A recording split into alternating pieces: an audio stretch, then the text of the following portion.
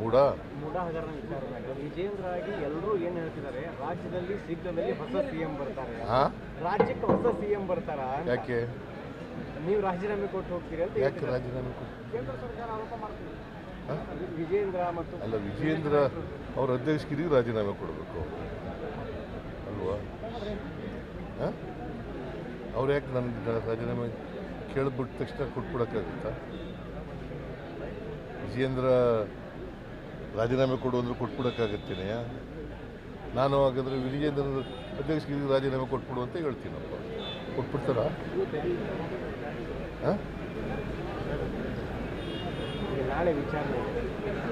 ನಾಳೆ ಆರ್ಗ್ಯುಮೆಂಟ್ ನಡೀತದೆ. ನಾಳೆ ಆರ್ಗ್ಯುಮೆಂಟ್ ಆಗಲಿ, ನೋಡೋಣ ಏನು ಹೈಕೋರ್ಟ್ ಏನು ತೀರ್ಮಾನ ಮಾಡ್ತದೆ ಅಂತ. ನನ್ನ ಪ್ರಕಾರ ನಾವೇನು ತಪ್ಪು ಮಾಡಿಲ್ವಲ್ಲ.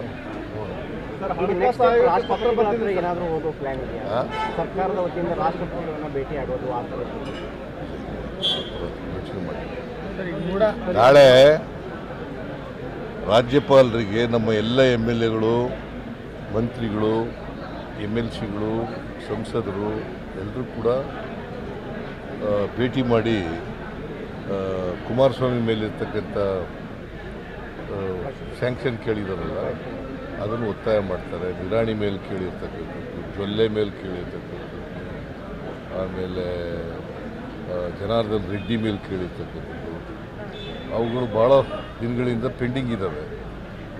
ಅದನ್ನು ಇದಕ್ಕೆ ಎಂಥದ್ದು ಪ್ರಾಸಿಕ್ಯೂಷನ್ಗೆ ಕೊಡಿ ಅಂತ ಕೇಳ್ತಾರೆ. ಬಿಕಾಸ್ ಅವುಗಳೆಲ್ಲ ಕೇಸ್ಗಳಲ್ಲಿ ವಿಚಾರಣೆಯಾಗಿ ಚಾರ್ಜ್ ಶೀಟ್ ಹಾಕೋಕ್ಕೆ ಪೆಂಡಿಂಗ್ ಇದ್ದಾವೆ.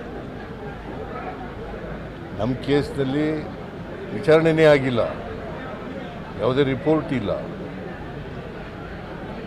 HD ಕುಮಾರಸ್ವಾಮಿ ಕೇಸ್ನಲ್ಲಿ ವಿಚಾರಣೆಯಾಗಿ ಚಾರ್ಜ್ ಶೀಟ್ ಹಾಕಬೇಕು, ಅದಕ್ಕೋಸ್ಕರ ಪ್ರಾಸಿಕ್ಯೂಷನ್ಗೆ ಪರ್ಮಿಷನ್ ಕೊಡಿ ಅಂತ ಕೇಳ್ತಾರೆ. ಇದನ್ನೆಲ್ಲ ನೋಡಿದ್ರೆ ಸಿದ್ದರಾಮಯ್ಯನವ್ರನ್ನ ಯಾಕೆ ಟಾರ್ಗೆಟ್ ಮಾಡ್ತಿದ್ದಾರೆ?